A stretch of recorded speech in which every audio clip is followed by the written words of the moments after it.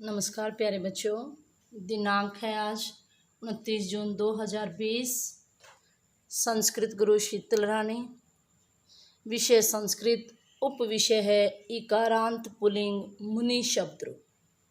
प्यारे बच्चों, जैसा कि हमने कल शब्द रूप के बारे में पढ़ा था कि शब्द रूप का दूसरा नाम सुबंत भी है, और कारकों के बारे में पढ़ा था कि संस्कृत के अंदर 6 कारक हैं, हिंदी के अंदर 8 कारक हैं। चिन्ह के बारे में भी पढ़ा था और विभक्तियों के बारे में भी पढ़ा था कि किस कारक में कौन सी विभक्ति लगती है। कल हमने अकारांत पुल्लिंग शब्द रूप राम किया था। आज हम इकारांत पुल्लिंग शब्द रूप मुनि करेंगे। मुनि की तरह ही कपि, कवि, रवि, ऋषि, विधि, अरि, हरि, भूपति आदि जितने भी इकारांत पुल्लिंग शब्द हैं वो मुनि की तरह ही के हैं चलेंगे। प्यारे बच्चों, आओ आज की क्लास शुरू करते हैं। सबसे पहले मैंने आपको कल भी बताया था कि कारक, चिन्ह और विभक्ति, किस कारक में कौन सी विभक्ति लगती है और उसका चिन्ह क्या है और उस शब्द की हिंदी क्या है, तीनों वचनों की क्या है मैंने लिखी हुई है समझने के लिए आपके।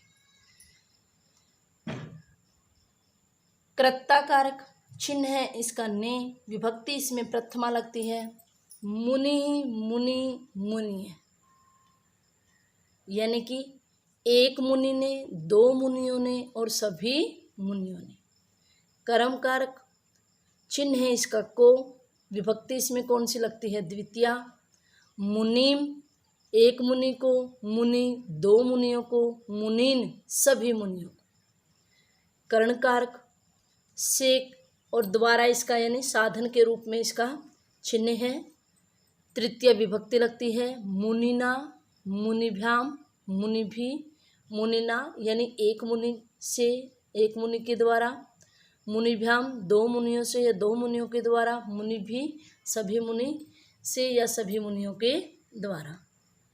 आगे है संप्रदान कारक, इसका कारक चिन्ह है के लिए, विभक्ति इसमें लगती है चतुर्थी। मुनये, मुनिभ्याम, मुनिभ्य, मुनये यानी एक मुनि के लिए, मुनिभ्याम 2 मुनियों के लिए, मुनिभ्य सभी मुनियों के लिए। अपादान से पृथक यानी अलग होने में, या कोई एक मुनि से दूर जाता है, 2 मुनियों से दूर जाता है, सभी मुनियों से दूर जाता है तो उसमें ऐसे लगता है। विभक्ति इसमें आएगी पंचमी। मुने है एक मुनि से, मुनिभ्याम 2 मुनियों से, मुनिभ्य सभी मुनियों से। आगे है संबंध कारक, इसको संस्कृत के अंदर कारक नहीं माना जाता। संबंध और संबोधन ये संस्कृत के अंदर नहीं है, हिंदी के अंदर ये है। संबंध का चिन्ह क्या होता है, का, के, की, रा, रे, री। विभक्ति इसमें लगती है षष्ठी।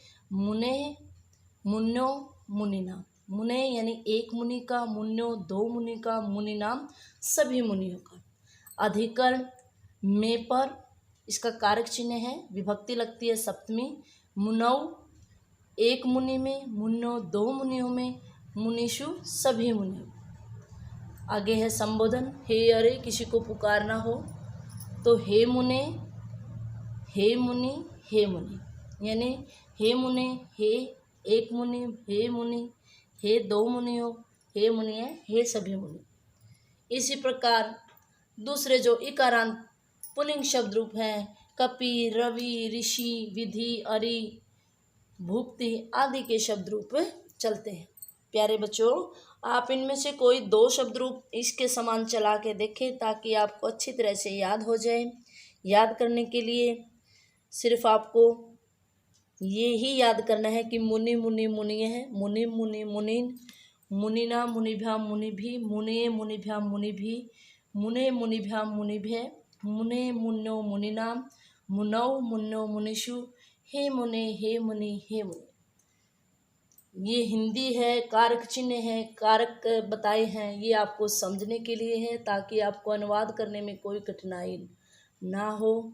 आशा है आपको समझ में आया होगा। आपका दिन शुभ रहे, स्वस्थ रहे। धन्यवाद।